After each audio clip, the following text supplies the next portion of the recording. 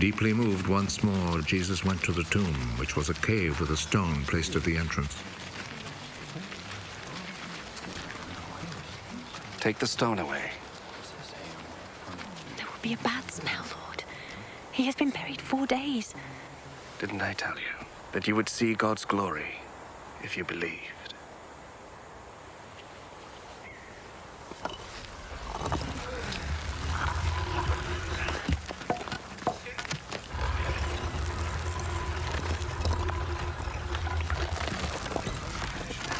They took the stone away.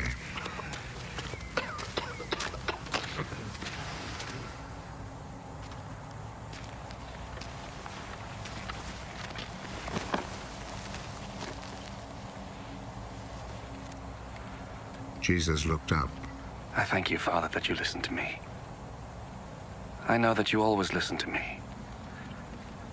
But I say this for the sake of the people here, so that they will believe that you sent me.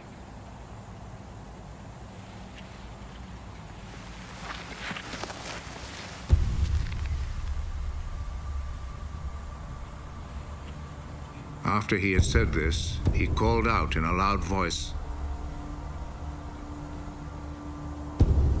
Lazarus! Come out!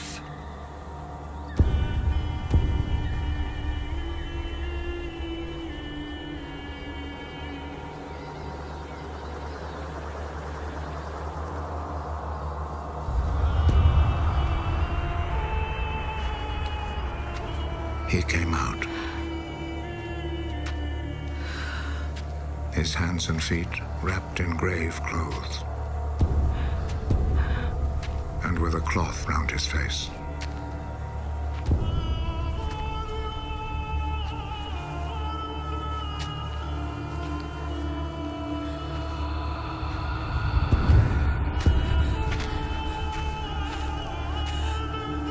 Untie him and let him go. Many of the people who had come to visit Mary saw what Jesus did, and they believed in him. But some of them returned to the Pharisees and told them what Jesus had done. So the Pharisees and the chief priests met with the council and said, "What shall we do?" Look at all the miracles this man is performing. If we let him go on in this way, everyone will believe in him. And the Roman authorities will take action and destroy our temple and our nation.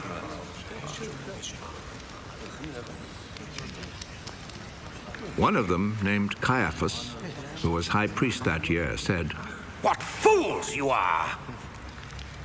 Don't you realize that it is better for you to have let one man die for the people instead of having the whole nation destroyed?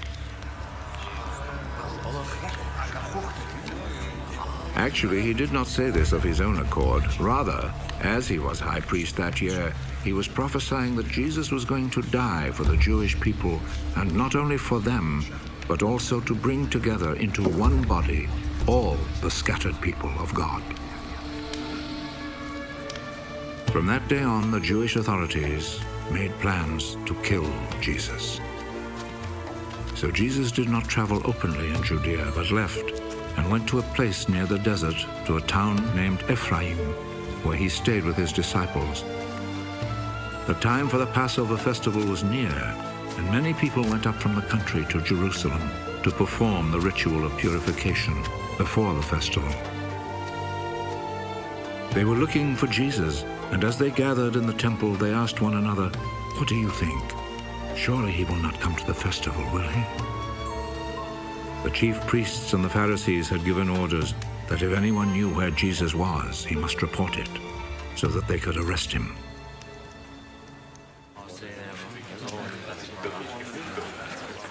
"6 days before the Passover, Jesus went to Bethany, the home of Lazarus, the man he had raised from death.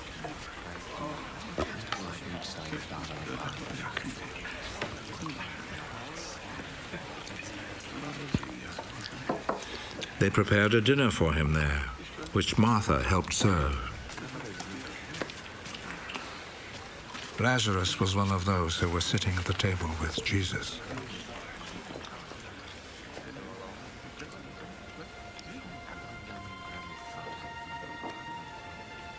Then Mary took a whole pint of a very expensive perfume made of pure nard,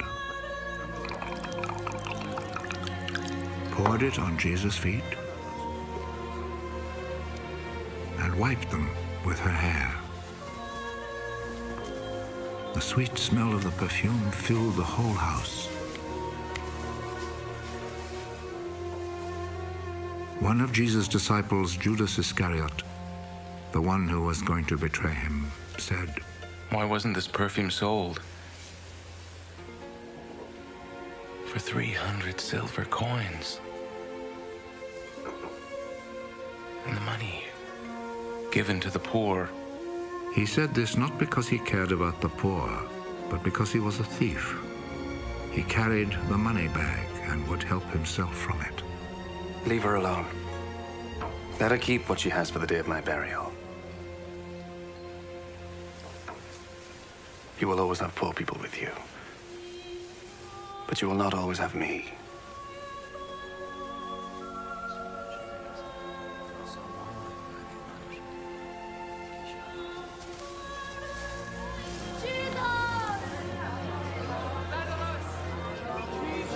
A large number of people heard that Jesus was in Bethany, so they went there, not only because of Jesus, but also to see Lazarus, whom Jesus had raised from death. So the chief priests made plans to kill Lazarus too, because on his account many Jews were rejecting them and believing in Jesus.